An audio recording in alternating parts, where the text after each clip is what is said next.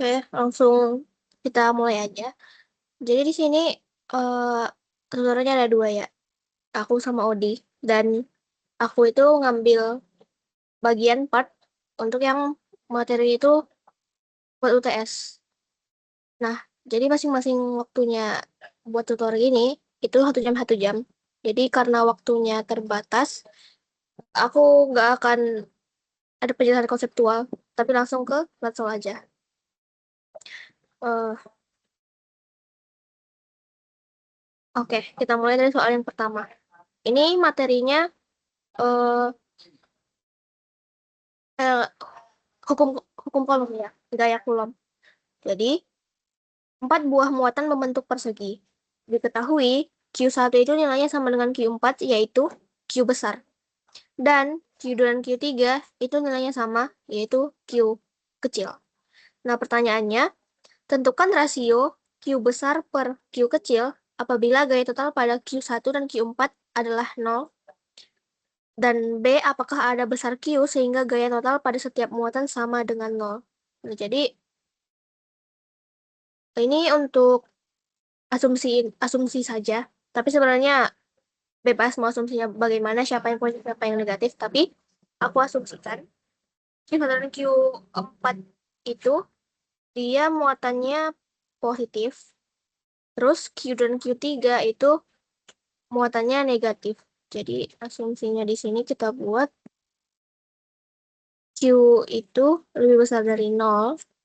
Lalu Q kecil lebih kecil dari 0. Nah, di sini dia nanya rasionya apabila Q1 dan Q4 adalah 0. Jadi sebenarnya karena Q1 dan Q4 itu sama, Q2 dan Q3 sama, jadi ya kita boleh pilih salah satu aja untuk kita tinjau mau Q1 atau Q4.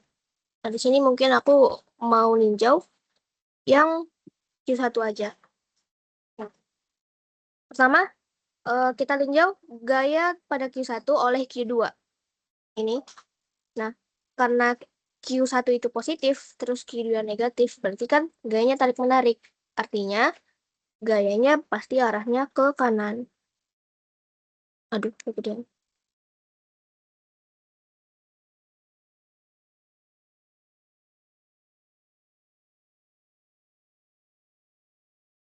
Ini gayanya ke kanan. Ini F pada 1/2. Terus, kita tinjau terhadap Q4. Nah, Q1 dan Q4 itu kan dia sama. Dan aku asumsikan dua-duanya itu positif. Berarti kan dia tolak-menolak. Berarti gaya yang diberikan Q4 kepada Q1 itu arahnya ke atas. Ini F1/4. Dan yang terakhir itu oleh muatan 3. Karena ini diagonal, dan ini si Q3-nya negatif, Q1-nya positif, pasti juga tarik-menarik, berarti arahnya ke sini. Ini aku bakal lap-lapin juga nanti. Ini versi yang lebih rapinya. Ini si muatannya, terus ini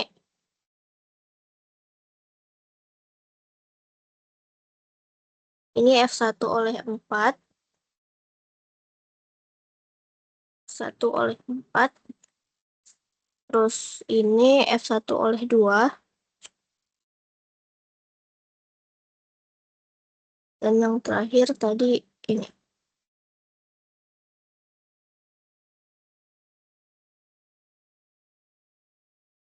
F1/3. Di sini kan berarti gaya yang dialami si Q1 itu ada di 2 dimensi ya. Ada di sumbu X dan ada di sumbu Y. Jadi untuk memudahkan perhitungannya kita bagi 2. Ada yang gaya di sumbu Y-nya saja, terus ada gaya yang di sumbu X-nya saja. Jadi yang pertama sigma FY-nya. Yang pertama tentunya di sini aku buat atas itu positif. Nih. Yang positif itu ke atas untuk Y, dan untuk X-nya yang positif itu ke kanan. Berarti untuk sigma FY-nya F1/4 itu positif. F1,4 Terus ini ada komponen dari F oleh 3 bawah. Ini F13Y. Nah, karena dia ke arahnya bawah, dan aku udah state di awal tadi, kalau yang positif itu ke arah atas, berarti yang bawah ini arahnya negatif. Jadinya dikurangi F1,3Y. Dan ini karena kita mau totalnya itu 0 ya. Q4 dan Q1 itu 0, berarti di sini juga aku bakalan buat ini sama dengan 0. Ini sama dengan 0. Ini F1. Oh, jangan dulu deh. Sekarang untuk eh sebentar.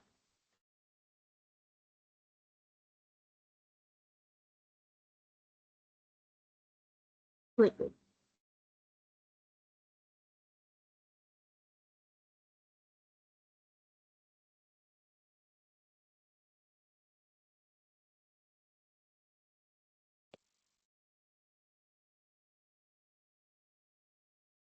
Oh, sorry, sorry. Arrangement-nya salah. Ini tuh Q3, ini Q3, ini Q4. Tadi aku buat susunannya salah, jadi gayanya juga salah. Kalau gitu kita ulangin. Bentar, bentar.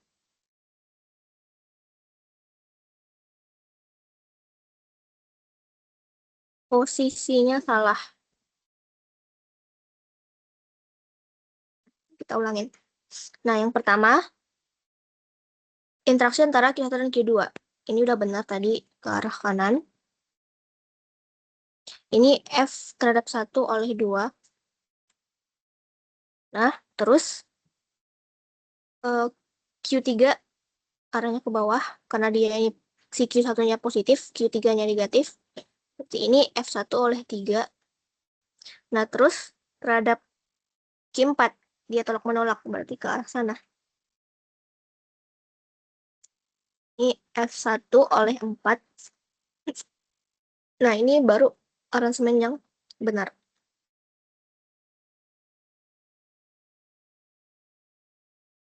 Kita gambar ulang. Ini F1 oleh 4.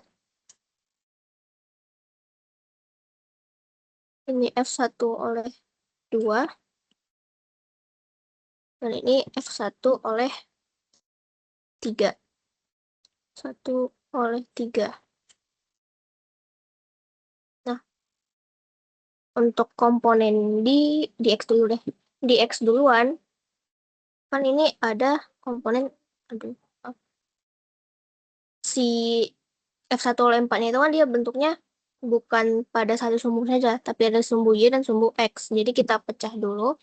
Pertama di sumbu Y, ini F1,4Y. Dan di sumbu X, F1,4X.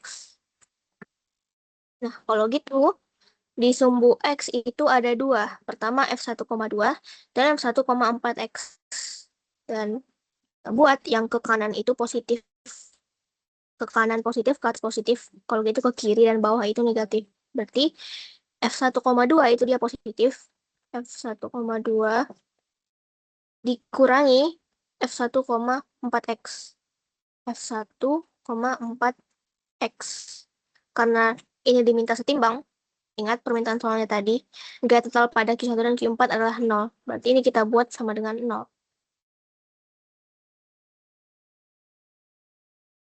Dan ini coba kita masukkan ke hukum Coulomb. Berarti F1 antara 2 itu, dia 1/4 pi epsilon 0 kali Q1, Q2 per A kuadrat. Kenapa A kuadrat? Karena kita ketahui jarak dari Q1 dan Q2 itu A. Dikurangi 1/4 pi epsilon 0 Q1 Q4 per. Nah, ini harus kita lihat lagi figurnya.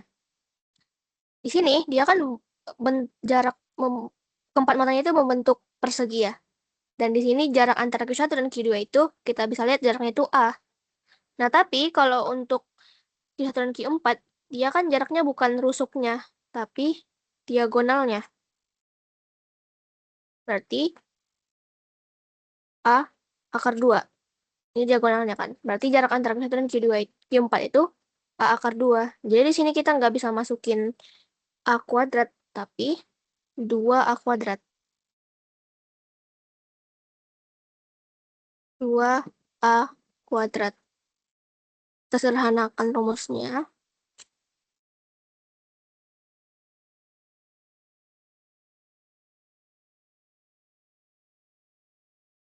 Jadi ini Q1 ya. Q1.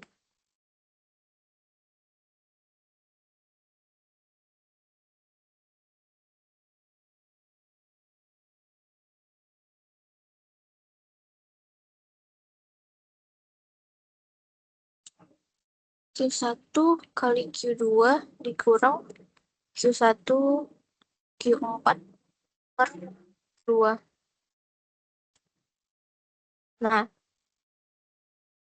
ini kan kita udah dapat persamaan untuk yang di sumbu X ya. Nah, ingat permintaan soalnya. Tentukan rasio Q besar per Q kecil. Jadi, di sini problem solvingnya itu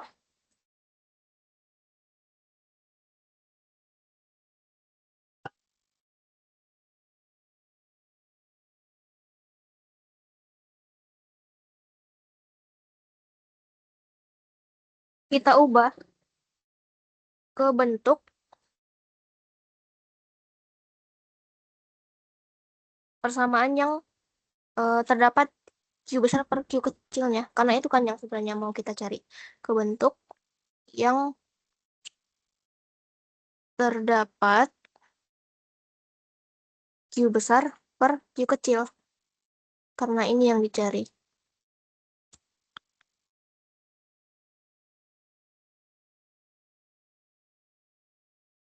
Nah, dari soal Q1 dan Q4 itu kan Q besar. Terus Q dan Q3 itu Q kecil. Jadi kita coba ganti. Jadinya 1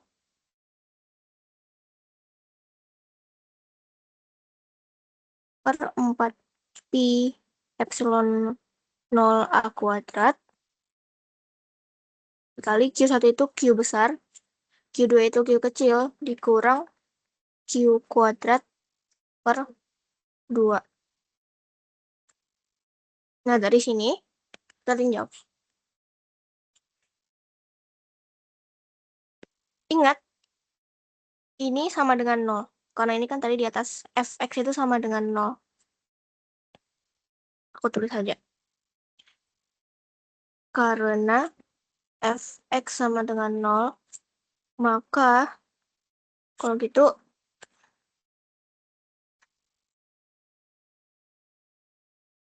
4 pi epsilon 0 A kuadrat itu K Q min Q kuadrat per 2. Itu sama dengan 0. Nah, ini itu bukan 0.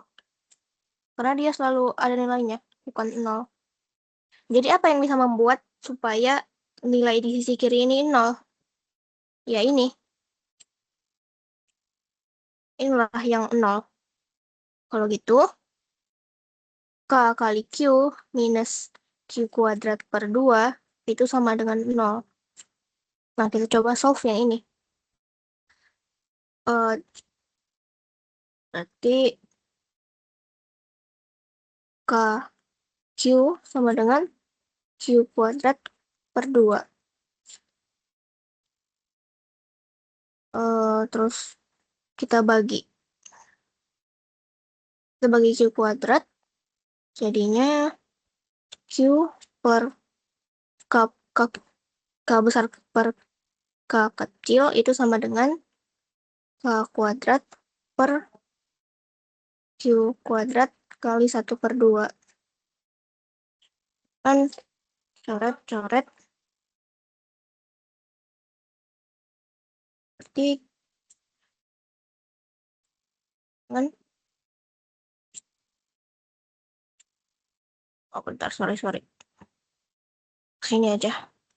Ini kan jadinya di sisi kiri itu 1 sama dengan K besar per K kecil kali 1/2. Berarti ini kita kali silang. Artinya 2 sama dengan K besar per Q kecil. Jadi ini dia rasio K besar dan Q kecil.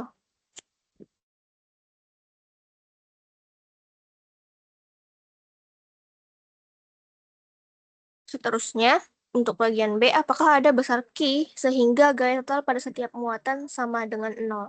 Nah, tadi yang kita tinjau itu kan Q1 dan Q4 yang mereka itu sama. Berarti kalau Q1 0, berarti Q4 juga gayanya itu 0. Nah, di sini dia minta semuanya. Berarti kita tinjau yang satunya lagi, satu pasang lagi. Tadi pasangan Q1 dan Q4, sekarang kita tinjau pasangan Q2 dengan Q3. Kita pilih salah satu aja, boleh Q2 atau Q3. Nah, di sini aku mau coba yang Q3. Interaksi Q3 dan Q4 itu tarik-menarik karena mereka positif negatif. Kalau begitu, ini ke arah kanan. F3 oleh 4. Kemudian dengan Q1 juga tarik-menarik karena mereka positif negatif. Ini ke atas. Ini F3 oleh 1. Dan dengan Q2, mereka akan tolak-menolak karena sama-sama negatif. Berarti gayanya akan ke arah sini, ke arah luar. Ini F3 oleh 2. Boleh kita gambar ulang.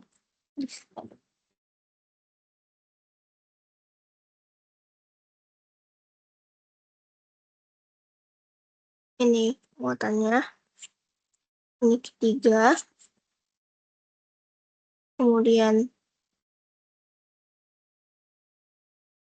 ini F1 oleh 3. Makanan.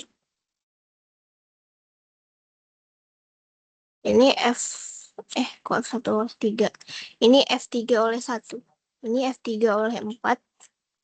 Dan ke arah sini F3 oleh 2. Dan ini ada 2 komponen. Ini F3 oleh 2 di sumbu Y. Dan ini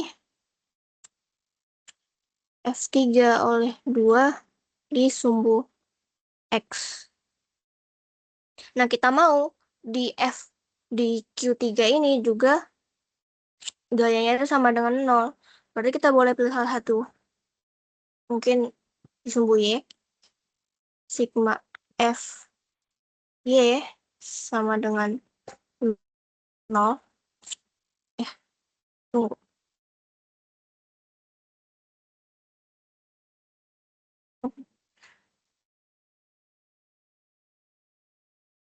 Di Y itu ada 2. Pertama F3 oleh 2 di sumbu Y dan F3 oleh 1. Berarti F3 oleh 1 dikurang F3 2 Y. Dan ini sama dengan 0. Sama seperti sebelumnya kita expand 1/4 pi kali epsilon 0 dikali Q1 Q3 per A kuadrat dikurang 1/4 pi 0 kali Q2 Q3 per 2A kuadrat. Ini sama dengan sebelumnya, alasannya karena jarak antara Q3 dan Q2 itu dia diagonal, jadi bukan A kuadrat. Nah, kayaknya aku lupa nambahin di soal yang bagian A. Karena ini merupakan komponen Y, berarti ini seharusnya sin theta ya. Kalau misalnya ini F3,2 ya cuman 1/4 pi 0 kali Q2 ketiga per 2A kuadrat. Tapi kan di sini dia itu komponen Y-nya, berarti ya aku harus nambahin sin theta-nya. Sementara di soal sebelumnya aku belum nambahin. Mungkin nanti aku bakalan koreksi di situ.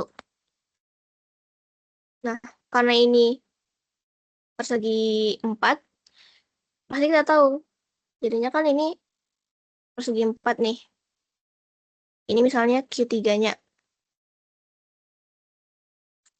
Jadinya kan ini gayanya, pasti ini membentuk sudutnya itu, tetanya 45 derajat, kan?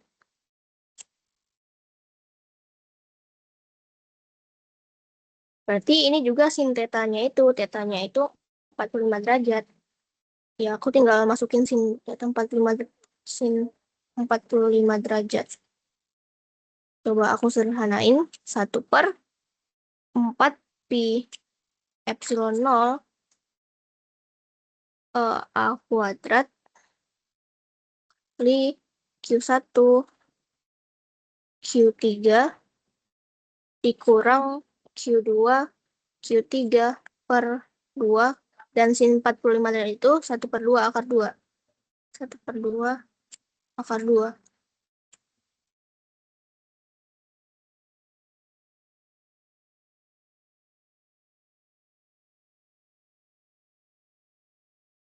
Kita sederhanakan lagi.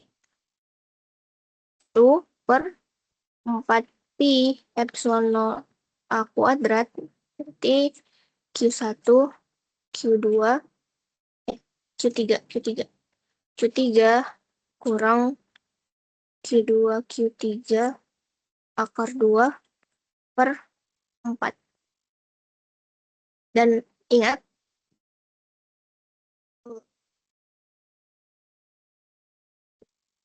ini sama dengan 0. Nah, sama seperti sebelumnya, ini nggak bisa 0, kan? Sebentar.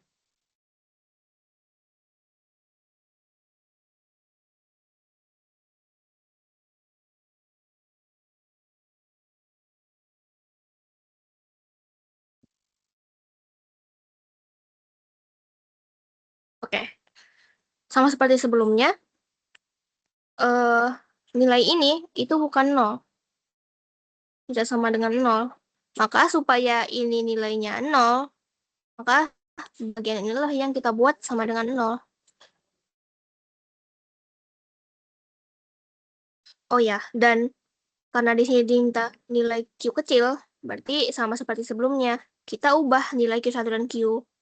Ya ini, awalnya kan Q1, Q2, kita ubah jadi Q besar kali Q kecil. Terus Q1 kali Q4, kita ubah jadi Q kuadrat. Ini sama juga kita ubah seperti itu. Jadinya Q1 itu Q besar, Q kecil, kurang Q kecil kali Q kecil, berarti ini Q kuadrat kali akar 2 per 4 sama dengan 0. Kita coba kalikan dengan kecil Q kuadrat akar 2 per 4.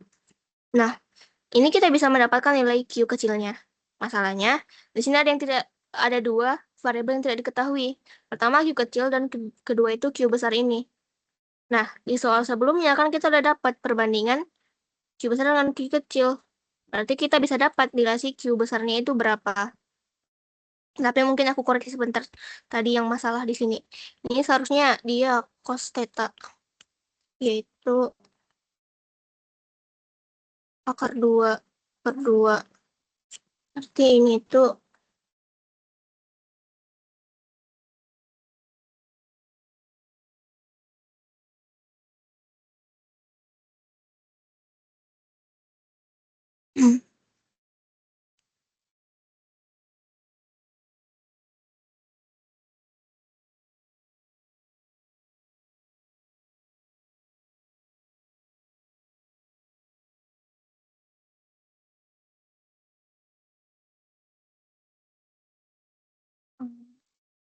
ini akar 2 per 4. Berarti ini 4 per akar 2 dong. Jadi ini perbandingan Q besar per Q kecil yang benar. Oke, berarti dari sini bisa kita dapat Q besar itu 4 per akar 2 dari Q kecil. Dan ini kita substitusikan. Berarti 4 per akar 2 Q, astaga.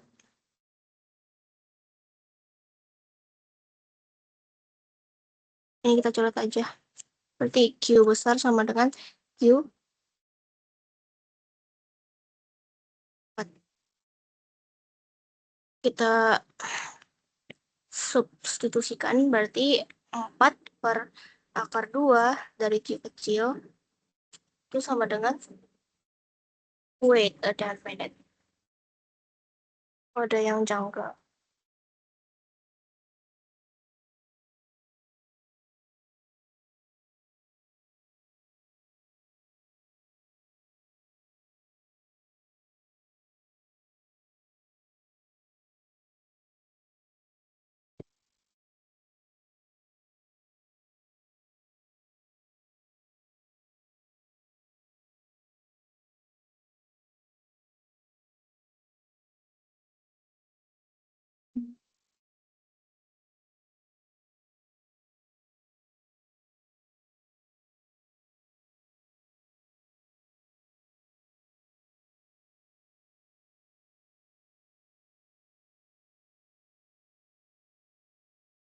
Sorry, bentar.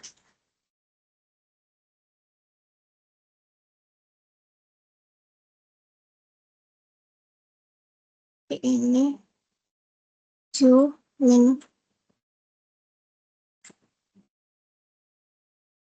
sama dengan 0.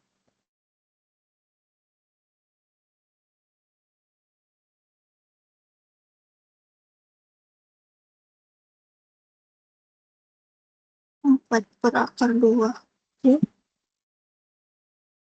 Wait, sorry. Kayaknya aku blunder deh. Bentar. Kok malah ke stop?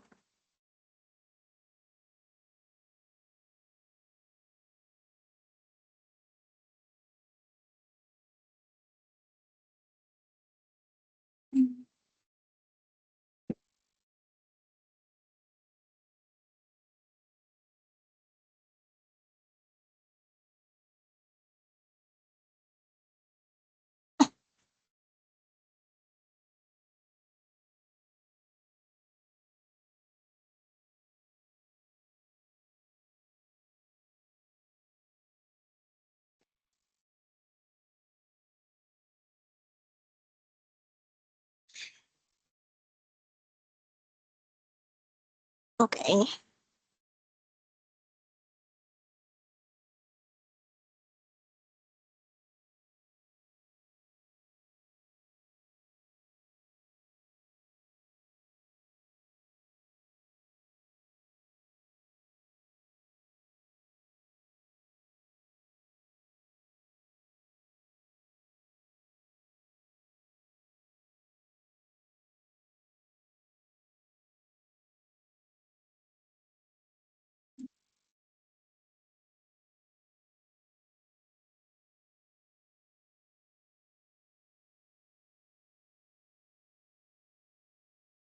Oh, hmm. Oke, berarti ini sebenarnya udah benar aja. Eh, ini kita substitusikan ke Q besar.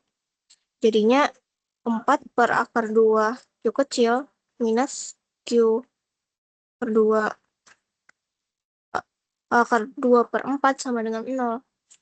Nah, di sini supaya nilainya 0 itu kan, eh, kita coba ini 4 per akar 2 Q kecil sama dengan Q kecil kali akar 2 per 4. Dimana ini kan seharusnya ini bisa kecoret. Jadinya 4 akar 2 sama dengan akar 2 per 4. Dimana ini kontradiktif. Ini kan tidak mungkin. Tidak mungkin. Artinya, nggak ada nilai Q kecil yang menghasilkan supaya nilai gaya di semua muatan itu sama dengan 0. Berarti tidak ada nilai Q yang mungkin. Jawabannya tidak ada nilai Q kecil yang mungkin.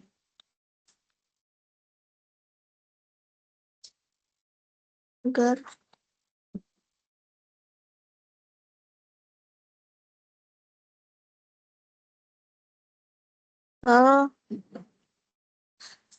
tiap muatan sama dengan 0. Ini jawaban akhirnya.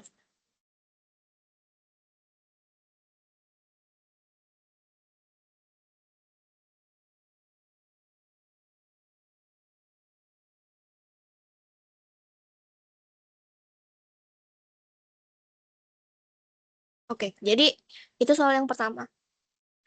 Eh, di soal yang pertama ini, problem solvingnya itu pertama adalah kita lihat dulu apa yang ditanya soalnya. Nah, yang di A itu kan dia tanya tentukan rasio Q besar dengan Q kecil. Nah, jadi ketika kita sudah mendapatkan persamaannya, kita ubah supaya kita bisa untuk memunculkan nilai yang mau kita cari tadi. Karena kan di persamaan yang pertama tuh, ini dia Q1 per Q2, terus Q1 kali Q2, terus Q1 kali keempat. Kan Q besar dengan Q kecilnya nggak muncul. Karena kita mau nyari si Q besar dengan Q kecilnya, ya kita substitusikan supaya kita bisa dapat perbandingan mereka. Setelah kita ambil pertama ya kita cari dulu persamaannya gitu. Terus lagi ya problem solvingnya di part ini. Oh ya mungkin yang ini sih karena dia kan meminta nilai nol ya. Jadinya kalau bisa kita persamaannya itu kita faktorkan. Karena di sini kan untuk tahu perbandingannya ya eh, si bagian 1/4 pi kali epsilon nol akurat itu kan bukan nol. Faktor yang bisa membuat nol itu ya pengurangan perkalian yang ini. Jadi ya untuk memudahkan perhitungan kita, ada baiknya kita faktorkan dulu persamaannya, terus lihat kira-kira di bagian mana yang bisa membuat hasil persamaannya ini jadi nol, kayak ini. Bagian inilah yang bisa membuat jadi nol. Jadi yang bagian ini ya bisa kita abaikan aja, begitu. Lanjut ke soal yang nomor 2. Ini untuk bab selanjutnya. Dia materi medan listrik. Sebuah batang non-konduktor dengan panjang L sama dengan 8,15 cm memiliki muatan minus Q sama dengan minus 4,23 femtocoulomb. Terdistribusi secara seragam sepanjang batang. Tentukan densitas muatan linear batang tersebut. Nah, ini densitas linear ya. Densitas muatan linear itu maksudnya kayak untuk sepanjang suatu suatu suatu besaran panjang ada berapa muatan yang dikandungnya. Jadi misalnya kayak 1 meter ada berapa muatan kira-kira. Nah, jadi ya kita bisa lihat dari muatan yang dia kandung dan panjang si non-konduktornya. Dan itu kan sudah ada di soal. Berarti kita bisa langsung jawab aja. Jadinya eh, untuk yang A, dia tanya lambdanya itu berapa. Nah, lambda itu adalah muatan totalnya per panjangnya. Berarti minus 4,23 kali 10⁻⁻12. Seingatku femto itu 12, minus 12 per panjangnya 8,15 kali 10⁻⁻12. Ini kulom, ini kok minus 12. Minus 2. Ini meter. Dan hasilnya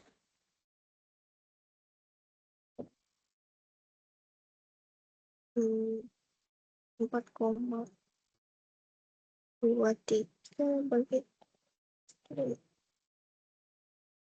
itu 5,190 kali 10⁻⁻9 kulom per meter. Itu untuk bagian A. Enggak terlalu sulit ya.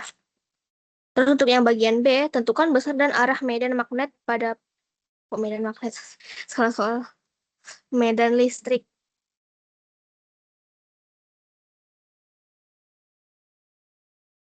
medan listrik pada poin P yang berjarak A sama dengan 12,0 cm dari ujung batang. Udah ada di figurnya dengan titik P.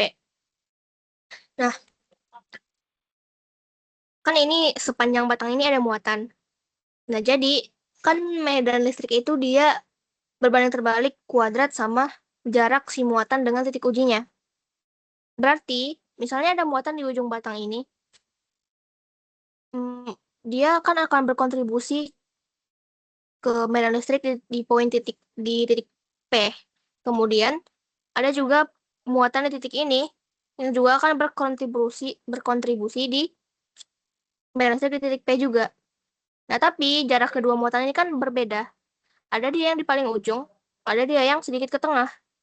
Jadi nilai medan listrik dari masing-masing muatan sepanjang batang ini nggak seragam, nggak semuanya sama, tergantung jaraknya ke titik uji tadi, ke titik P tadi. Jadi di situ kita perlu menggunakan integral atau nilai totalnya. Jadi gimana kita komputasiinnya? Nah, untuk muatannya itu kita nggak tahu kan ya, masing-masingnya itu ada berapa sebenarnya. Jadi kita makainya apa? Kita makainya ini, kita pakai densitasnya. Eh,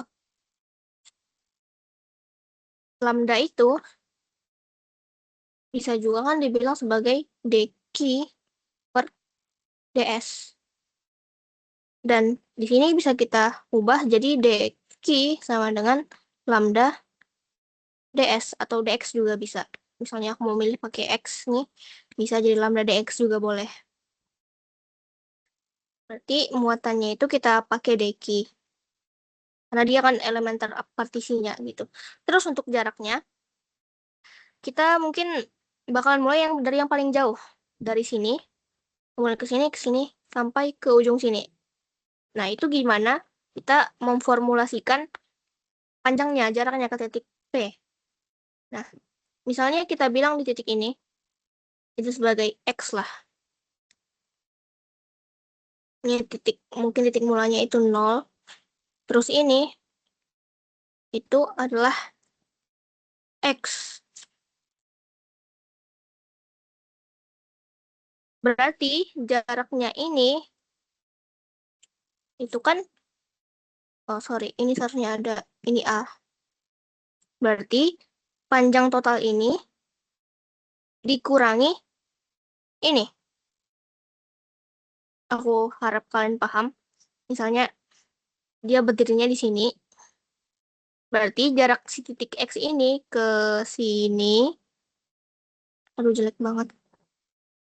Ini ke sini, itu adalah panjang batang ditambah panjang ini, panjang A dikurangi posisinya dari sini, dari ujung batang. Atau kalau aku buat ininya, berarti X, eh, L tambah A dikurang X. Itu eh, jarak si muatannya terhadap titik uji kita. Atau mungkin aku jelasin lagi, misalnya ada nih. Bilanglah ini panjangnya L. Dan ini itu titik ujinya di sini. Atau inilah, ini A. Ini titik ujinya P. Misalnya kamu berdiri, ini titik 0. Terus berdiri di sini. Yang titik X. Berarti jarak kamu ke titik P itu kan enggak L tambah A dong. Kamu lebih dekat. Berarti ada faktor pengurangnya. Faktor pengurangnya itu apa? Ya ini. Inilah faktor pengurangnya. Berarti jarak kamu dari posisimu ke titik ujinya itu adalah L tambah A ini dikurangi dengan faktor kurangnya, si X tadi. Jadi fungsi jaraknya itu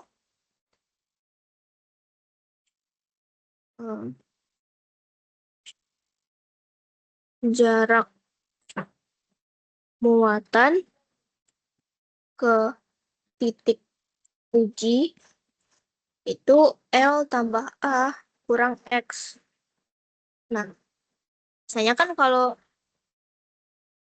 medan listrik tuh 1/. 4 pi epsilon 0 kali Q muatannya dibagi jaraknya nih, kuadrat. Nah, ini kita bukan E, tapi elementernya, berarti DE. Karena kan kita ngambil partisinya ya, berarti 1/4 epsilon 0 kali DQ per R kuadrat. Di mana R kuadratnya ini? Dia L tambah A minus X. Kalau gitu, DE sama dengan 1/4 pi epsilon 0 dikali decking ini kan kita nggak tahu, nggak ada dibilang deckingnya. Informasi dari soal itu adalah epsilonnya, epsilon lagi, lambdanya. Makanya ini tadi dq sama dengan lambda dx. Jadinya kita masukin lambda dx per L tambah A minus X kuadrat. Nah, ini udah sesuai. Kenapa? Karena di sini nilai yang berubah itu kan si X ya. Nilai yang berubah. Nilai yang berubah. Dan turunannya di sini udah pakai dx terhadap terhadap X. Nah, kalau misalnya kita pakai kayak gini, di L tambah A minus X, terus di atasnya itu dq. Kan ini perubahannya terhadap Q, bukan terhadap X. Kita nggak bisa integral kan. Jadi supaya bisa kita integralkan, ya nilai yang berubah dan D-nya itu ya harus sama gitu. Jadi ini eh, kita integralkan, integral DE sama dengan integral 1/4 pi epsilon 0 dikali lambda dx per L tambah A minus X kuadrat. Yang konstanta bisa kita keluarkan. Berarti E sama dengan lambda per 4 pi epsilon 0. Dan ini batasnya dari 0 sampai L ya. Karena ya muatannya kan adanya dari ujung batang ini, dari 0 sampai L. Kalau di sekitar sini yang nggak ada muatannya. Jadi kita buat batasnya itu dari 0 sampai L. Berarti ini integral dari 0 sampai L untuk 1 per L tambah A minus X kuadrat dx. Nah, ini bisa kita gunakan metode substitusi. Kita umpamakan L tambah A minus X itu sebagai U, maka minus dx sama dengan du. Kalau begitu, integral dari 0 sampai integral 1 per U kuadrat minus du sama dengan U pangkat minus 2 tambah 1 per ini ke depan aja ya. Jadinya minus 1. Jadinya minus 2 tambah 1 sama dengan minus coret. Jadinya 1 per U. Kalau begitu hasil integral ini itu sama dengan lambda 4 pi epsilon 0 1 per L tambah A minus X dari 0 sampai L. Begitu, lambda 4 pi epsilon 0 dari kalau dia si X-nya itu 0, berarti 1 per L tambah A dikurangi, nggak ada yang dari atas ya. Kalau X-nya itu sama dengan 0, berarti ya habis. Berarti 1 per A dikurangi 1 per, kalau X-nya 0, berarti L tambah A. Mungkin, ya.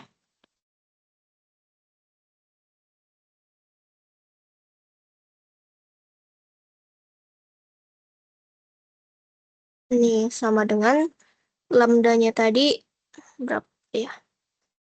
5,19. 5,190 kali 10 pangkat minus 9 dibagi 4 pi kali 8,85 kali 10 pangkat minus 12. Satu ini bisa kita sederhanakan sebenarnya. Jadinya eh, L per A kali L tambah A. Atau di sini aja ya. Jadinya L per A kali L tambah A. Kalau gitu di sini 8,15 kali 10 pangkat minus 2 dikali 12 cm tadi. 12,0 kali 10 pangkat minus 2 dikali 12,0 kali 10 pangkat minus 2 tambah 8,15 kali 10 pangkat minus 2.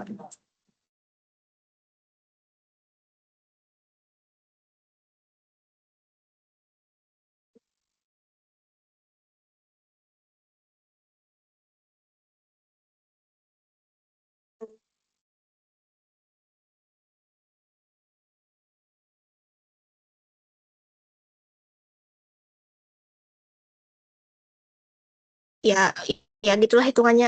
Sebenarnya malas buka kalkulator.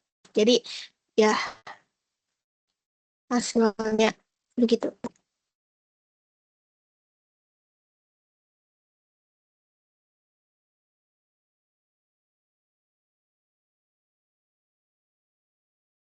Ya,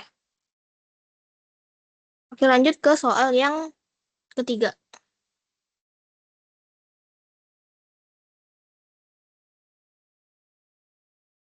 Masih ada nih. Sorry, sorry. Jika poin P berjarak A sama dengan 50 meter dari batang, tentukan medan magnet oleh batang. Medan magnet lagi, salah lagi. Medan listrik.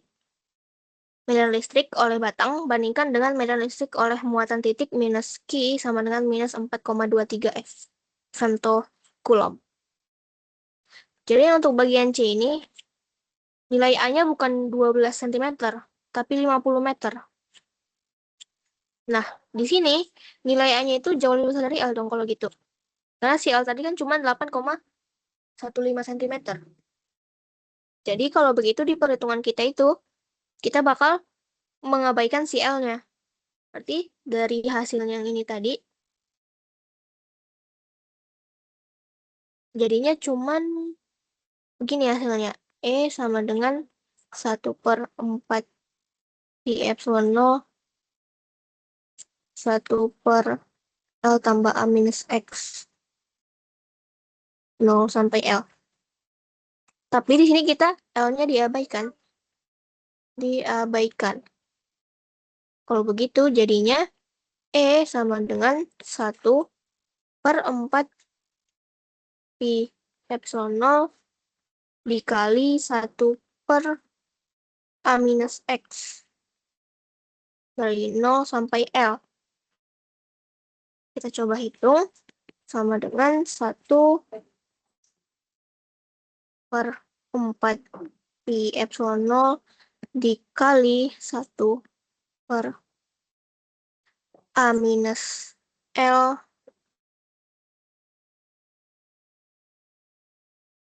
dikurang 1/A.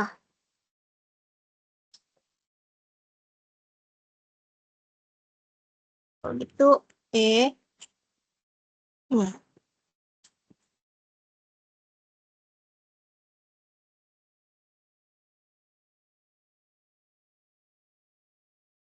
1/4 pi epsilon 0 kali A per A kali A minus L. Ini sama dengan, ya tinggal hitung. Atau mungkin langsung lihat aja lah. Eh, Bentar.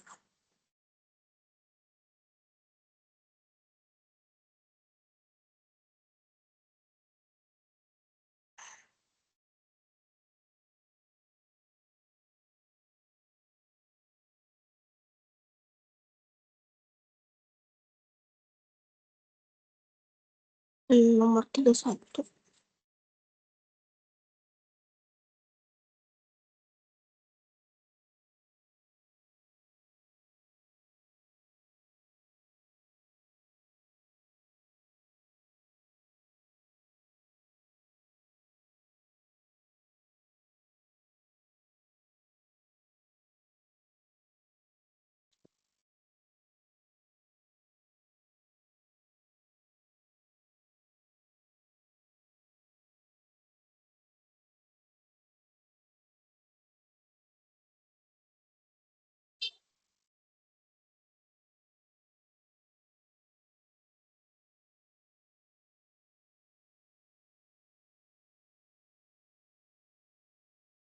Ini lagi diabaikan.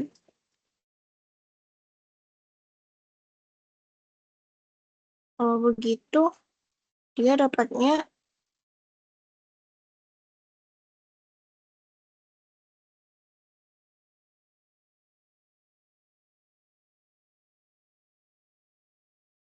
sorry, ini lambda, lambda, lambda, ini juga lambda. Ini jadinya itu lambda per 4 pi epsilon 0.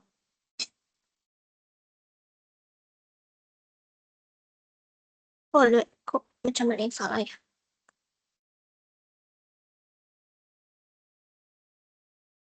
Nggak mungkin, ya. Mending skip soal yang selanjutnya aja. Soalnya waktunya tinggal 8 menit lagi. Semoga ya bisa nyelesain soal yang nomor 3 ini. Sebuah bola plastik kecil bermasa M sama dengan 2 gram digantungkan pada setas tali dengan panjang 20 cm. Di sisi kiri dan kanan dari bola plastik tersebut terdapat pelat yang sangat luas dengan terdapat muatan sebesar sigma sama dengan 2 epsilon 0 kali 10 pangkat 3 Newton meter kuadrat Coulomb. A. Tentukan medan listrik di antara kedua pelat tersebut, nyatakan dalam vektor satuan. Nah, eh, untuk yang UP, mungkin tips dari aku itu, ini nggak banyak waktu buat bahas konsep ya. Jadi mending langsung latihan soal. Kalau aku biasanya latihan soal itu, aku lihat soalnya, dan kalau misalnya aku lupa, aku buka lagi bukunya. Jadi kadang ada juga di dekat problem setnya itu kadang juga dikasih summary kalau misalnya untuk buku referensi. Jadi ya sering-sering bolak-balik lagi ke bagian yang mungkin kita nggak inget gitu. Di situ kuncinya supaya inget. Jadi kalau misalnya, oh aku lupa nih gimana cara nyelesainnya, kalau mau langsung lihat rumusnya, masih ingat konsepnya tapi nggak ingat rumusnya, buka aja summary-nya, ada di situ rumusnya. Tapi kalau misalnya kayak secara konseptual juga aku nggak ingat, ya balik lagi untuk sectionnya. Kalau misalnya untuk buku holiday, ya di sini ada sectionnya kan masing-masing, ada yang untuk dipol listrik, ada yang eh, medan listrik untuk cincin, untuk apa segala macam, ya bisa langsung kita review lagi ke situ supaya cepat, karena ya nggak banyak waktu ya buat ngulangin konsep semuanya, apalagi tanggal 22 ini udah UP. Nah, tapi di sini aku udah ngasih dari potongan dari textbooknya. Kalau dari hukum Gauss penyederhanaannya, kalau untuk lembaran konduktor pelat yang sangat luas, medan listriknya itu sama dengan sigma per 2 epsilon 0. Berarti ya kita tinggal masukin informasi dari soalnya. Berarti E sama dengan sigmanya tadi 2 epsilon 0, 2 epsilon 0 kali 10 pangkat 3 dibagi 2 epsilon 0. Berarti kita bisa coret di 10 pangkat 3 Newton per meter.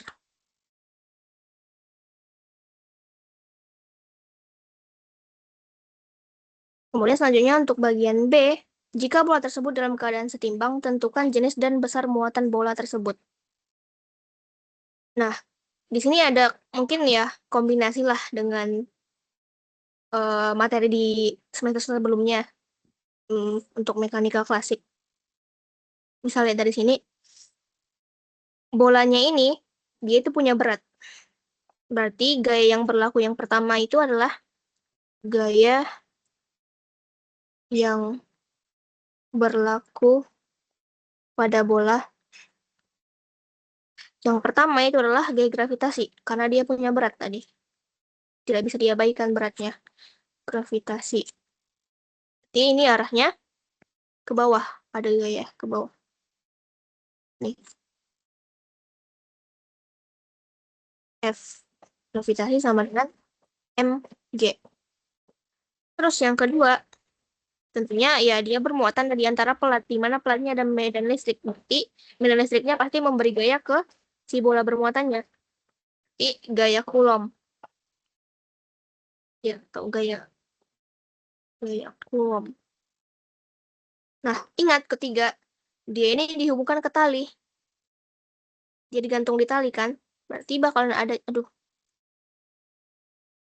ada gaya tegangan tali.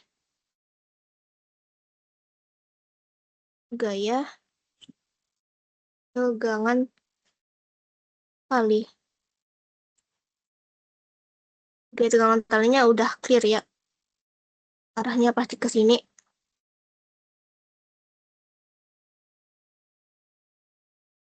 Ini T. Nah, terus untuk muatannya ini, kita nggak ada di specify dia itu muatannya positif atau negatif. Jadi karena di sini juga tentukan jenis dan besar muatan bola tersebut, ya kita take a guess aja. Mungkin aku tebak dia itu negatif. Kalau begitu, arah gayanya itu pasti ke arah sini.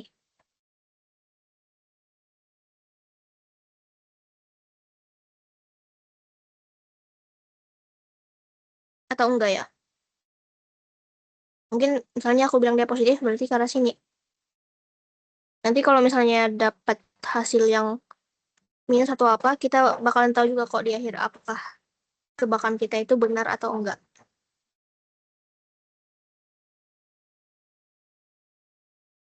Ini eh, apa ya? EQ aja deh. F. F sama dengan E kali Q. Q kali E. Q kali E. Nah, dalam keadaan setimbang. Ini setimbang. Berarti ya totalnya itu sigma F-nya itu sama dengan 0. Dan itu juga sih sebenarnya pertimbangan aku eh, buat nebak kalau si muatannya ini positif. Kenapa? Karena tadi misalnya nih aku tebak tadi sebelumnya itu dia negatif. Berarti arahnya ke sini.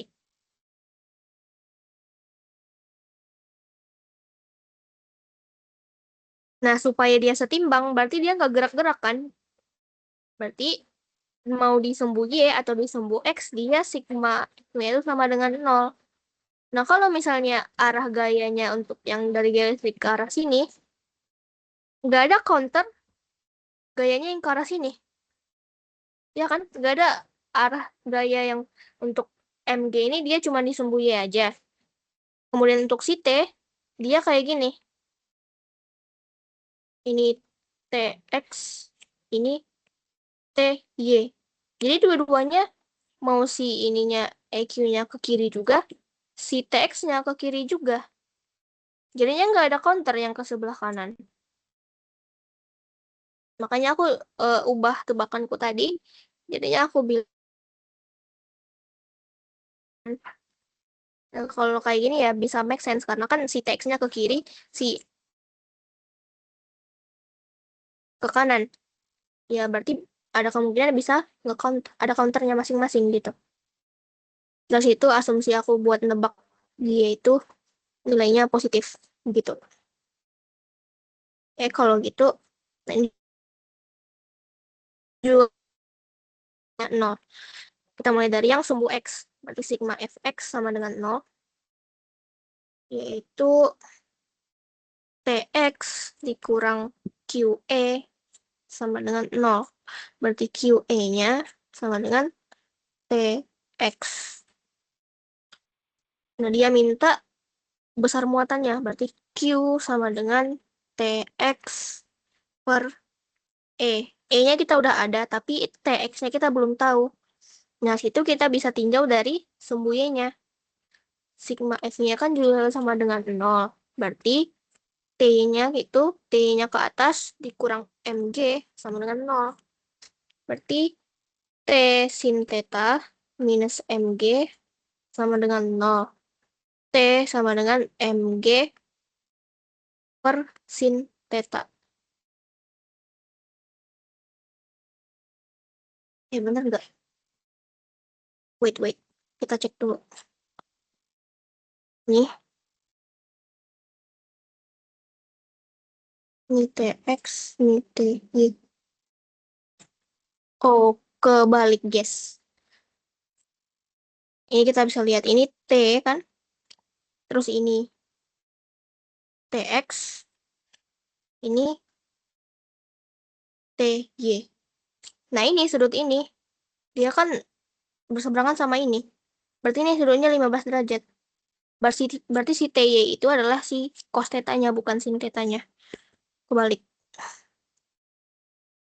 Ini, aduh, cos theta.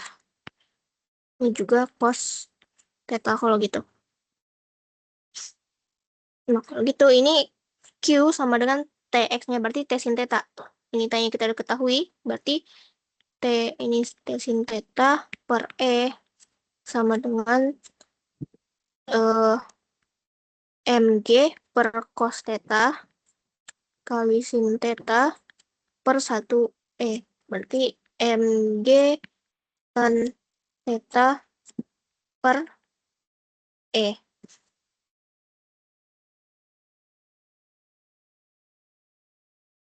Nah, ini tinggal dimasukin aja, dan di sini aku nggak ngelihat ada membuat nilai negatif. Ini kan pasti positif nih, MG-nya positif. E-nya juga kita udah cari, dia nilainya positif. Nah, tan 15 derajat itu di kuadran pertama. Yang dimana di kuadran pertama nilainya itu positif. Berarti ya nilai muatannya MG tan theta per E dan jenis muatannya itu adalah muatan positif. Makanya ya diagram kita juga works.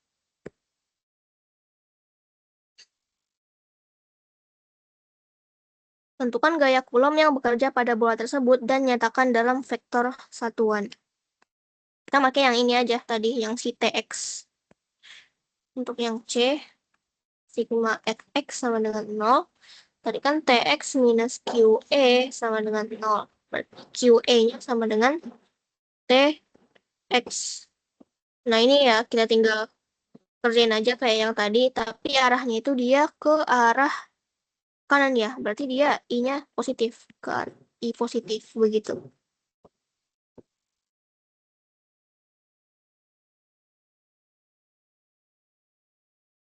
Oh, oke. Kalau gitu ya kayaknya untuk bagian aku sampai di sini aja karena udah jam 2. Aku ingin buat Odi untuk lanjutin. Thank you. Oke, thank you. Sebentar, ini gue share dulu.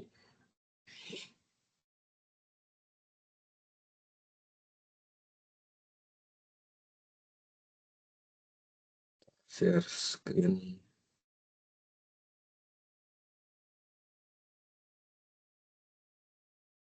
Ya, saya kira langsung kita mulai saja ya. Nah, tadi kan sama Bila udah sempat bahas mengenai apa namanya, mengenai kan udah mengenai muatan listrik ya, muatan listrik, medan listrik, terus ini medan listrik, terus apa sih, potensial, kapasitor, sama yang rangkaian DC, rangkaian arus arah. Nah, sebenarnya kalau dari muatan ini mungkin gue kasih frameworknya dikit. Dia dari sebuah muatan listrik itu dia akan menghasilkan medan listrik. Nah, medan listrik ini itu ada hubungannya dengan potensial. Penerapan dari ketiga ini tuh apa bisa ke kapasitor dan ada ke rangkaian arus arah juga. Tapi begini, kalau misalnya ada ketika ada medan listrik, sebenarnya kayak rangkaian arus arah itu bentuk dari medan listrik juga. Itu bisa menghasilkan ada yang namanya medan magnet. Nah, ini yang bakal aku bahas sekarang gitu. Nah, di sini dibilang, sebuah partikel dengan muatan segini, bermassa segini memasuki sebuah daerah dengan medan magnet sebesar 0,1 T. Jadi dia tuh bukan kecepatannya apa sih namanya? Medan magnetnya tuh konstan 0,1 Tesla. Dia tuh konstan itu. Gerak partikel dalam daerah bermedan magnet membentuk setengah lingkaran. Jadi begini, dia kan awalnya geraknya lurus, dia muatannya negatif. Ketika dia mulai masuk sini, V, dia nanti akan bergerak melingkar. Kalau misalkan kita pakai aturan kanan nih, kalau misalkan arah V-nya anggaplah ke sono ke timur gitu ya, lalu arah B-nya itu ke dalam, maka kalau misalnya dia di sini gitu ya, arah ke sini terus B-nya ke sini. Kalau dia muatannya positif, dia akan mengalami gaya ke arah sono. Ini kalau muatannya positif. Tapi kalau muatannya negatif, dia akan mengalami gaya ke arah sono, ke bawah gitu. Nah, karena dia kecepatannya tetap dan ada gaya ke sono, gaya ini akan ngebuat partikel itu akan berotasi gitu loh, mengitari daerah bermedan magnet. Jadi percepatan yang ada di dalam gaya ini tuh percepatan sentripetal. Nah, di sini dikasih tahu, dia kan ngebentuk setengah lingkaran, dia masuk sini. Dan nanti akan melingkar, jadinya kayak gini. Anggaplah panjang gitu ya. Nah, ini sih, panjang ya. Dia kan masuk sini. Dia kan ngebentuk setengah lingkaran. Nih. Radiusnya ini dibilang berapa tadi? 2 meter. Sekarang yang ditanya yang pertama, sesaat ketika partikel bermuatan itu masuk daerah bermedan magnet, jelaskan ke arah mana gaya magnet yang bekerja pada partikel tersebut. Ya kayak aku udah jelasin tadi, gaya magnet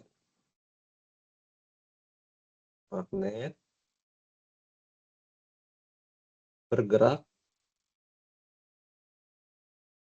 gaya magnet kok bergerak siapa? Gaya magnet arahnya misalnya ya, misalnya ini sumbu X, ini sumbu Y. Terus yang keluar bidang itu sumbu Z positif. Berarti arah gaya magnetnya sesaat ketika dia memasuki daerah bermedan magnet itu akan ke arah sumbu Y negatif. Akan mengarah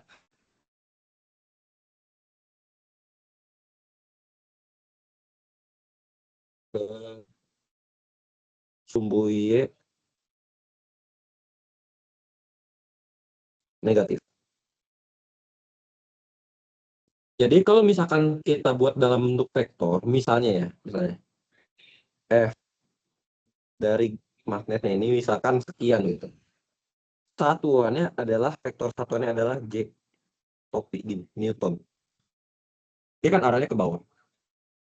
Lalu di sini dikasih tahu juga kalau B-nya itu kalau misalnya tandanya silang kayak gini, dia tuh masuknya ke dalam.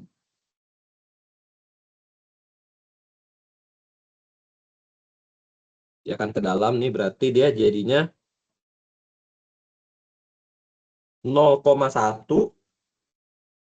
Satuannya apa? Karena dia mengarah ke dalam berarti dia ke sumbu Z negatif dong. Berarti 0,1 min K topi Tesla. Oke. Lalu kita mau eh, P-nya itu kan ke arah sini. Anggaplah sekian, tapi karena dia arahnya ke arah sumbu X positif, dia tandanya jadi I topi meter per second misalnya. Kita tahu kalau misalnya gaya magnet itu adalah perkalian ini QV, ini kita masukin juga tandanya, cross B. Jadi sebenarnya V cross B ini itu akan menghasilkan vektor. Lalu kita kalikan dengan Q. Nah, Q ini bisa positif, bisa negatif. Kalau misalnya dia Q-nya positif, F itu akan searah dengan arah vektor cross dari V dan B. Namun kalau Q-nya negatif, arah ini sama arah ini tuh akan berlawanan. Oke? Jadi begitu. Karena FB-nya itu misalnya FB-nya ke dalam gitu ya. Apa ke dalam? Kok ke dalam siapa sih? Gini deh, gini. V-nya ke arah sono. V-nya ke arah sono. Dia cross ke arah dalam. Dia cross ke arah dalam. Karena cross ke arah dalam, dia kayak searah jarum jam. Bukan searah jarum jam, apa sih? Aturan tangan kanan, dia harusnya ke subu Y positif. Namun, karena dia muatannya negatif, makanya arahnya jadinya ke Y negatif. Gitu. Lalu yang kedua ditanya, berapa besar kecepatan partikel tersebut? Udah, kita hitung secara skalarnya aja ya. Kalau secara skalarnya berarti dia, kan kita mau tanya besarnya aja kan. Jadi kayak ya udahlah. Besar dari gaya magnet itu sendiri Q P B sih Q P B sin theta misalnya. Theta ini itu adalah sudut antara V sih V dan B. Tapi karena V-nya ke sono, B-nya ke dalam, sudut yang dibentuk itu 90 derajat. Sin 90 derajat 1. Jadi ini kita abaikan. Gayanya berapa tadi? Ada dikasih tahu nggak? Nggak dikasih tahu ya? Ya udah, berarti gini. Kita mau cari besar kecepatannya kan. Ya udah, ya magnet dibagi besar si Q, besar si B. Nah, dua partikel dengan oh, hmm,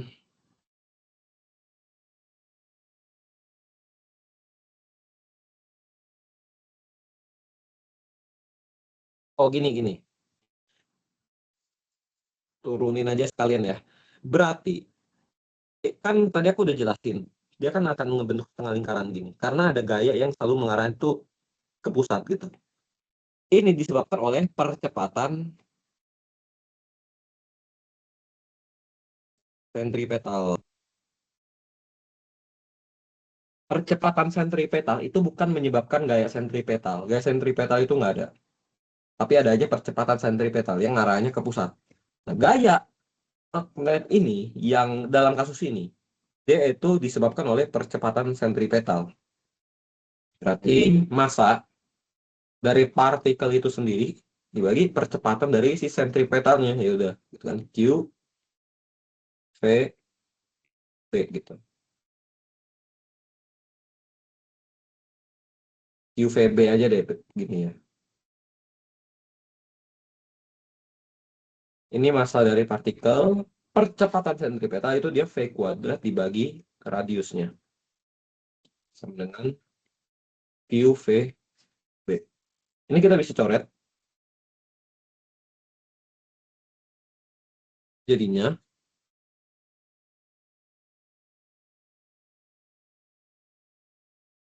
hmm,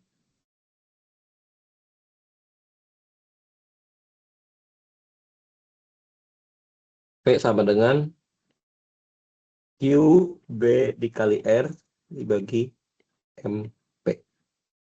Ini besarnya aja. Besarnya ini 5 mikrocoulomb. Mikro itu 10 pangkat 6 berarti 5 kali 10 pangkat min 6. Min 6 ya, bukan pangkat 6. Min 6 kali B-nya 0,1 R-nya 2, dia masanya berapa tadi? 5 kali 10 pangkat min 3 gram. Kita konversikan ke kilogram kali 10 pangkat min 3 lagi. Nah, ini kalau dihitung-hitung jadinya tetap habis ya, ini 10 pangkat min 7, 10 pangkat min 6, 10 pangkat min 1. Jadinya ini 0,2 meter per second gitu. Itu udah kecepatan dari partikel sesaat ya. Sebenarnya nggak juga sih, kecepatan rotasi juga sih. Tapi kan ada kayak percepatan yang mengarah ke pusat ya gitu. Nyatakan kecepatan partikel dalam bentuk vektor pada waktu. Oke, berarti gini. Sebenarnya hmm,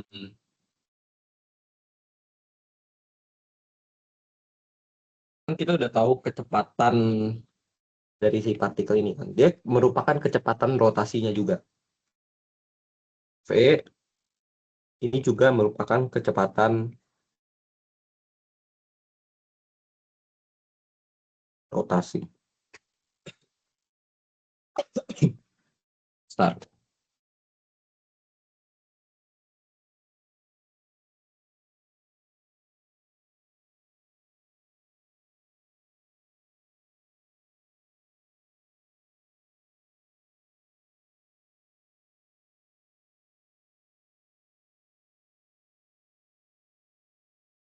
Next. Untuk ini kan kecepatan rotasi. Dia ketika bentuk setengah lingkaran, kecepatannya sama, besar. Apa? Kecepatannya sama. Besar kecepatannya sama. Tapi arahnya berbeda. Kita mau tahu arahnya tuh gimana. Pada satu waktunya tuh segini. Nah, berarti kita mesti tahu ketika dia 2,5 pi detik itu, dia posisinya ada di mana.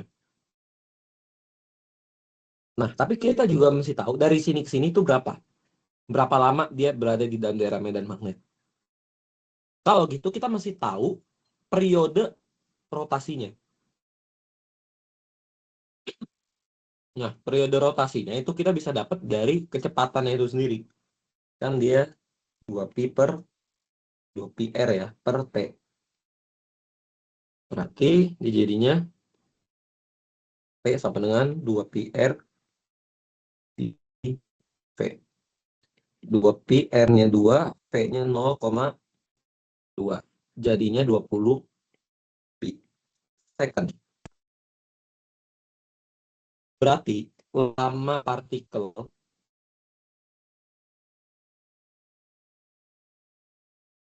dalam daerah medan magnet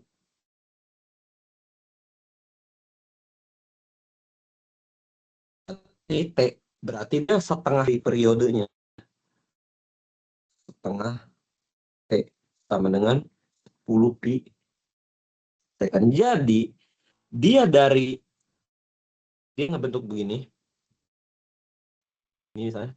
Dari sini ke sini itu 10 pi second. Ketika dia 2,5 pi second, dia ada di mana? Oke. Karena dia gerak melingkar beraturan. Kalau misalkan dia dari sini ke sini, itu 10 pi.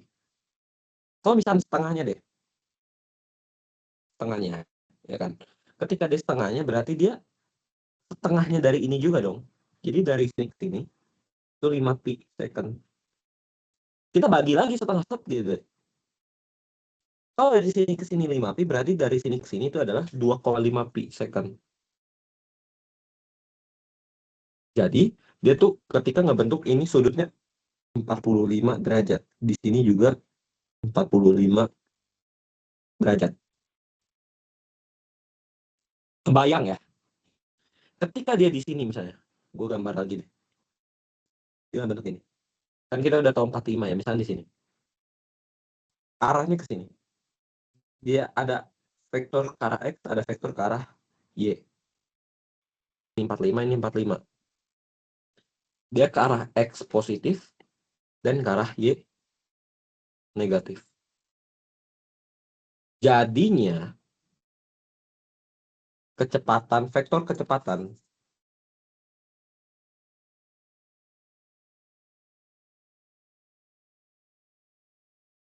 saat T sama dengan 2,5 pi second itu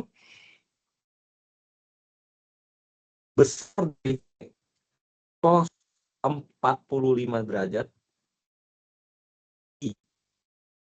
Karena dia ke arah sumbu X positif. Ditambah P sin 45 derajat. Karena dia ke Y negatif, jadi minus J meter per second.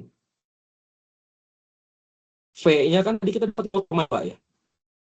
Berarti jadinya ini 0,2 bagi akar 2. Akar 2 per akar 2, 0,1 akar 2.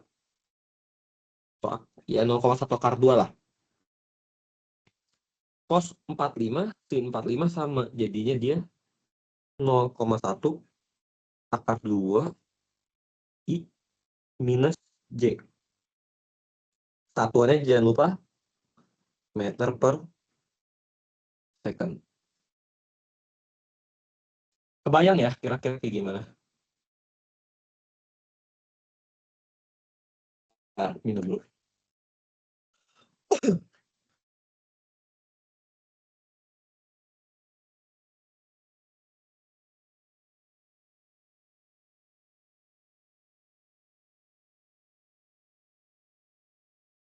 Oke, next soal.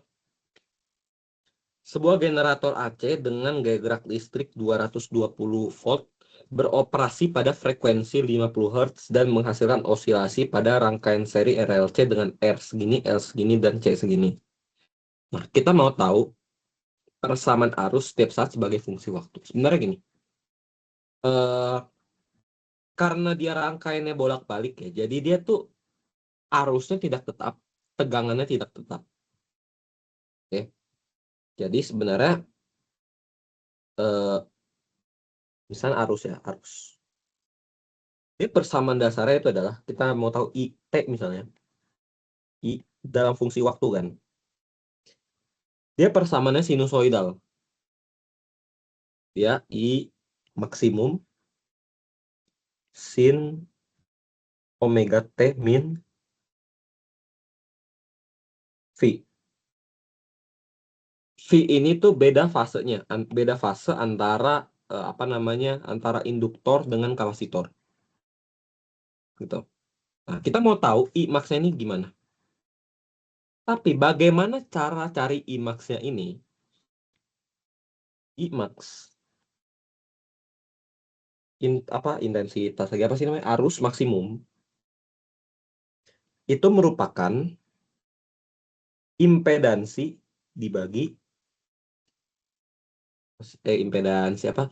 Gaya gerak listrik dibagi impedansi. Gaya gerak listriknya kita udah tahu 220 volt. Lalu bagaimana dengan impedansinya? Impedansi itu persamaannya R kuadrat ditambah XL min XC kuadrat.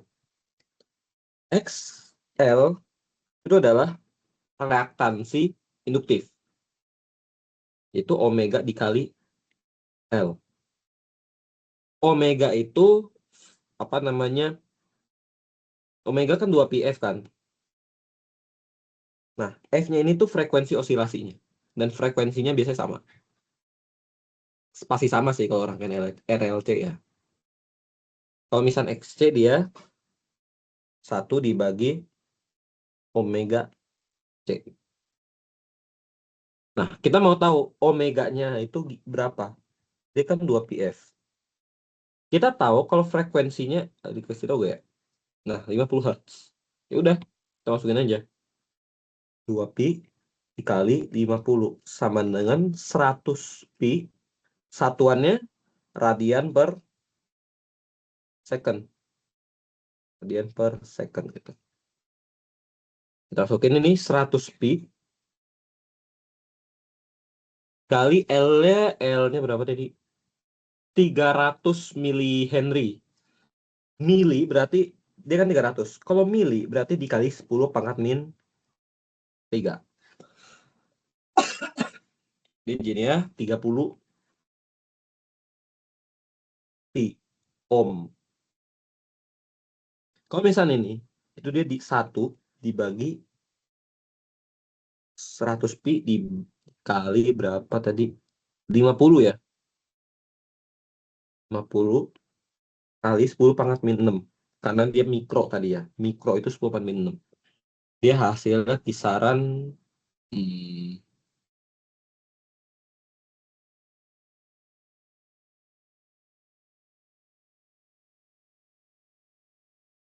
nggak ribet ya kalau nggak bisa pakai kalkulator ya. Tanggap ya, tetanggap pi-nya itu ya 3,14 ya. Berarti ini dia 314 radian per second. Ini aja kali ya. 314 dikali 3 kali 10 pangkat 300 kali 10 pangkat min 3. Ya hasilnya di 94,2 ohm. Kalau ini berarti 1 dibagi 3,14 314 dikali 50 kali 10 pangkat min 6. Dia jadi 10 pangkat 6 dibagi 314 kali 50 ya. Ini jadi 100 per 2 dikali 2 10 pangkat 6 dibagi 314 10 pangkat 2 kali 2 10 pangkat 4 kali 2 314 150 tambah 7 ya. 57. Udah kalkulator aja. Eh,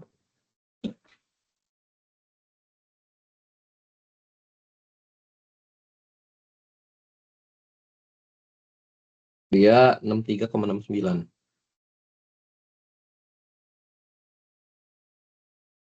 ohm. Nah, karena dia apa namanya XL-nya itu lebih dari XC, dia tuh rangkaiannya cenderung bersifat induktif. Gitu. Nah, kita udah tahu XL, kita udah tahu XC, kita udah tahu R. Kita masukin ke persamaan ini. Jadi nanti kita dapat impedansinya. Makanya impedansinya itu vokalnya itu nanti hasilnya 42,79 ohm. Ini impedansinya. Dari kita tahu impedansinya, kita bisa tahu arus maksimumnya gimana. Kita pindahin lagi ke sini.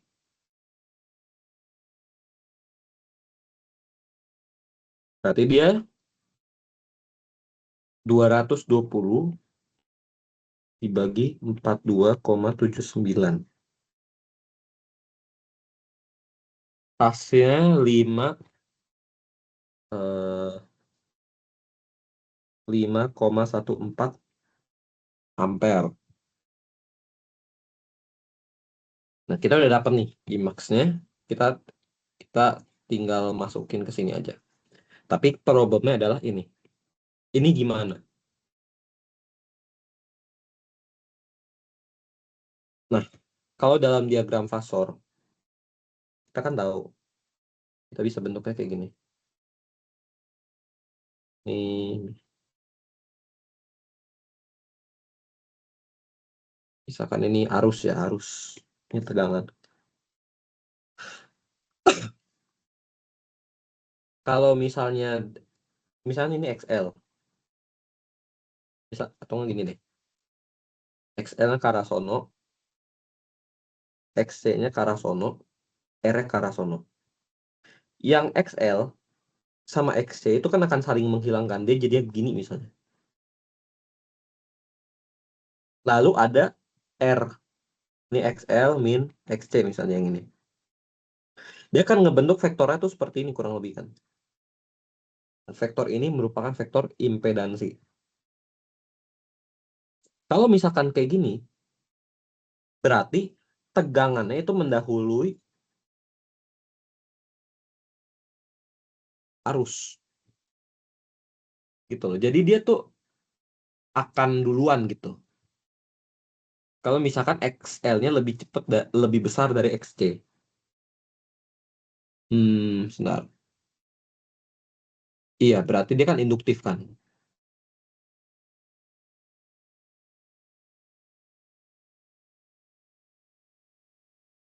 Wait, sebentar.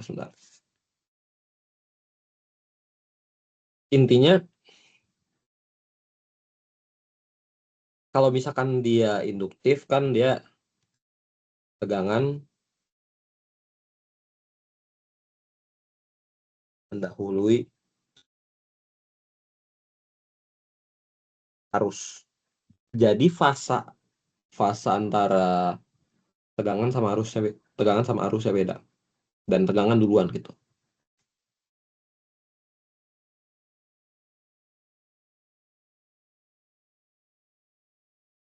Nah, kita sekarang dapat nih. Kita cari apa sih namanya faktor dayanya ya. Ini faktor daya. Faktor daya tuh yang ini, yang lambangnya kayak gini. Tan pi, ini baca pi ya. Pi juga. XL dikurang XC dibagi R. Nanti pi-nya dapatnya ini dalam radian ya, dalam radian 0,794 radian. Jangan dalam derajat. Kalau misalkan dalam derajat, kita tulisnya gini, sin omega T min sekian derajat. Sebenarnya aku nggak tahu ini boleh atau enggak. Tapi tidak disarankan. Karena kenapa? Ini tuh dalam bentuk radian. Kalau misalkan ini dalam derajat, kesannya kayak aneh. Radian dikurang derajat. Kalau bisa ini tuh dalam bentuknya radian juga. Biar di dalam sini tuh radian gitu. Nanti jadinya persamaan arusnya, persamaan arus fungsi waktu,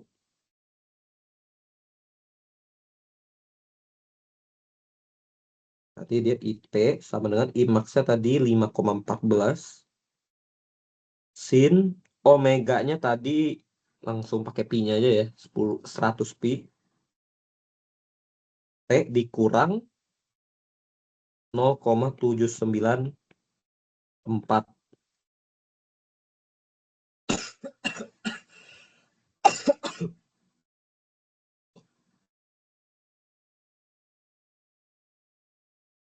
Jadi kurang lebih seperti itu. Daya rata-ratanya gimana? Yang B, daya rata-rata. Daya rata-rata atau daya disipasi ya. Daya rata-rata.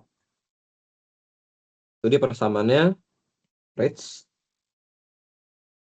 I RMS dikali GGL RMS dikali cos pi. RMS itu root mean square. Jadi bukan I maksimumnya. Oke. Berarti dia harus RMS-nya itu I max dibagi akar 2. I max dibagi akar 2 dibagi GGL maksimumnya ya. Max juga dibagi akar 2 dikali cos radian. Ini kan dalam radian ya. Lalu ntar kalau dimasukin dihitung hasilnya kisaran 396 watt gitu. Masukin aja.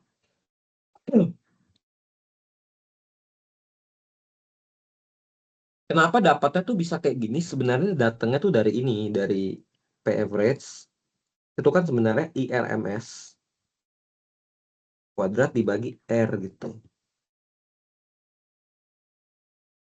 Nah, lalu ini kan dia ya IRMS kali IRMS kali R. Nah, dia jadinya bisa dibilang ini dia namanya,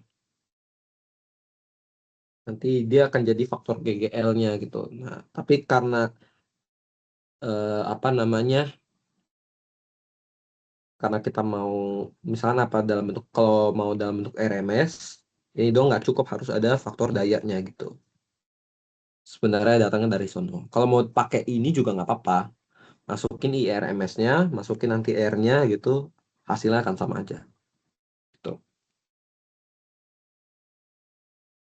Hari ini udah full aja nih. Ntar, gua rapin dah.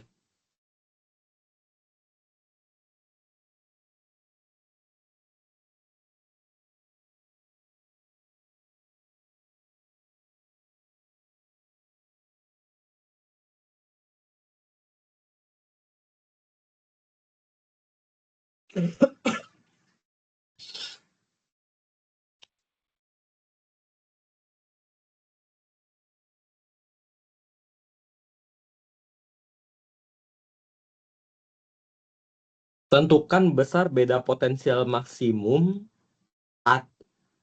potensial maksimum VAC antara titik A dan B dengan menggunakan diagram fase. Bentar, aku beda potensial maksimum AC. AC mana aja?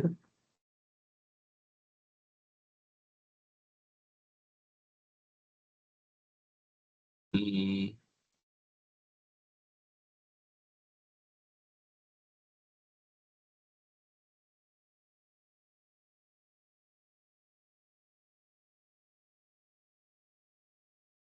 Hari ini aku skip dulu ya. Aku coba pahamin dulu ini. Aku ada rancu juga soalnya. Kita ke next soal aja. Aduh. Oke. Nah, tinjau pola interferensi yang dihasilkan oleh dua celah ganda dengan lebar ini dan jarak antar celah ini dengan ini hubungan ini. Celah-celah tersebut disinari oleh cahaya yang datang tegak lurus dengan panjang gelombang.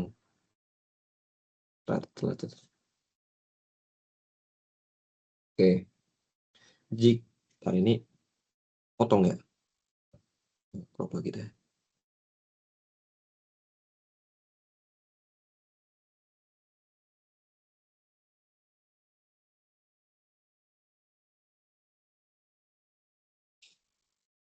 Nah, sebenarnya begini. Kalau dalam kasus nyata, ketika ada celah sempit gitu ya, ada dua celah sempit gitu, dan jarak ini sama ininya itu nggak gitu beda jauh, sebenarnya akan terjadi dua hal. Yang pertama, akan terjadi interferensi ini kena ini misalnya, sama dari difraksi itu sendiri gitu loh. Tapi kalau asumsinya ininya tuh sangat kecil dibanding dengan panjang ini, efek difraksi bisa diabaikan. Di sini yang bagian A. Jika efek difraksi karena lebar celah diabaikan, kita abaikan dulu efek difraksinya. Berarti konteks yang kita ambil itu mengenai interferensi dulu. Tentukan sudut theta terhadap terang pusat dari maksima kedua untuk pola interferensi. Digunakan sisi dengan orde positif saja dan nyatakan theta dalam derajat. Maksudnya gini, eh gue gambarin deh.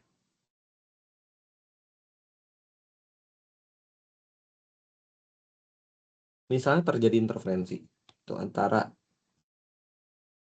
celah sini sama celah sini katakanlah. Itu.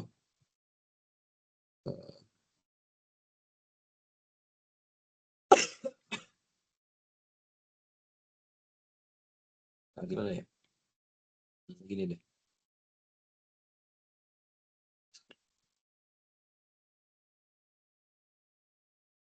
Oke. Misalkan celahnya di sini sama sini. Lalu ada layarnya. Terang pusatnya tuh dia harus di sini. Nah, kan ada cahaya masuk. Cahaya masuk. Kalau diasumsi sangat jauh, dia akan mengalami pola gelap terang kayak gini. Dia intensitasnya kan maksimum di sini. Lalu misalnya di sini ini 1, 2, 3, 1, 2, 3. Anggapnya misalnya gini. Apa sih? Ya kan kayak gini.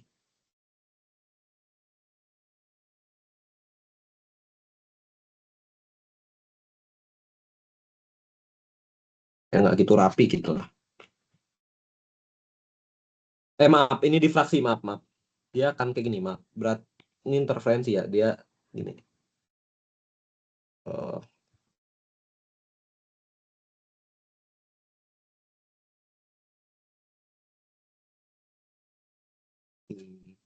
dia di sini, sini, sini, sini, sini. Terang pusatnya yang ini ya.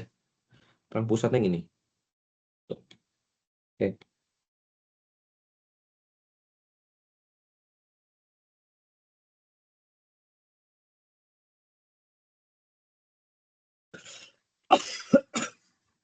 Berarti dia kayak gini.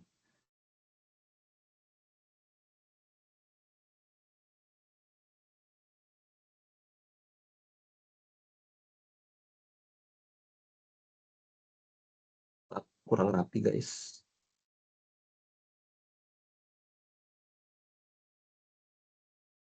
Jadi kurang lebih dia akan sinusoidal kayak gini dan dia tuh intensitasnya udah dia nggak akan meredup. Kalau difraksi kan dia meredup gini ya.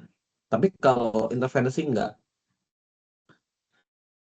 Ada kondisi ketika dia maksimum, ada kondisi ketika dia minimum. Nah, ini kan terang pusat nih, ini terang pusat. Ini terang pertama, ini gelap pertama. Nah, kita ditanyain, tentukan sudut theta terhadap terang pusat dari maksima kedua. Maksima kedua berarti sini. Ini maksima itu terang ya. Ini kan terang pusat. Ini terang pertama, ini terang kedua. Oke, ini terang kedua. Nah, dari sini ke sini, dari sini ke sini. Sudutnya berapa? Ini yang kita mau cari. Dari persamaan difraksi itu sendiri sebenarnya. Difraksi mulu dah. Interferensi. Interferensi. Kalau misalkan dia terang, dia persamaannya D sin theta M lambda. Kalau misalnya gelap, D sin theta sama dengan M min setengah lambda. Nah, kalau misalkan terang kedua, pada terang kedua misalnya, terang ke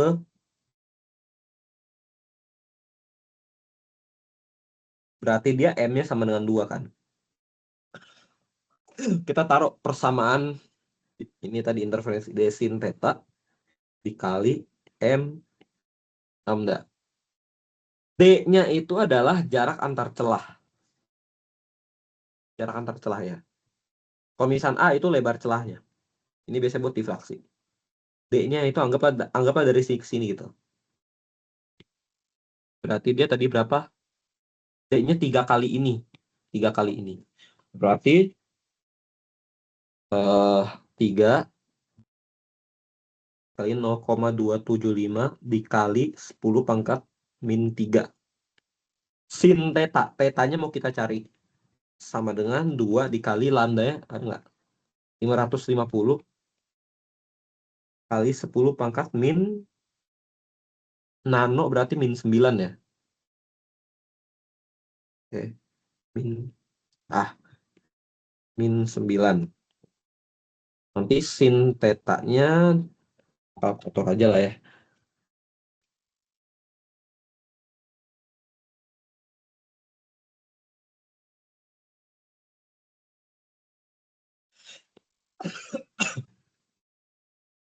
Langsung tetanya aja deh. Tetanya itu kisaran 0,0764 derajat. Gitu. Ini untuk sudut ya. Sebenarnya terang kedua juga bisa di sini gitu. Eh di sini gitu ya. Apa di sini. Dia nanti akan membentuk sudut yang sama juga. Ini sama ini sama. Cuma dia bilang gunakan order positif saja. Min 2 juga bisa sebenarnya nggak masalah. Nanti akan dapat segini juga. Tapi minus mungkin. Gitu. Sama aja.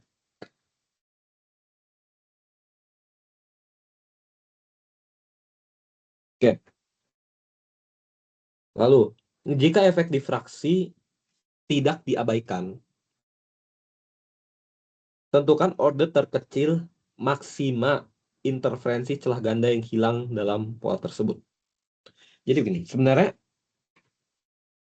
gue coba cari slide-nya deh. Wait ya.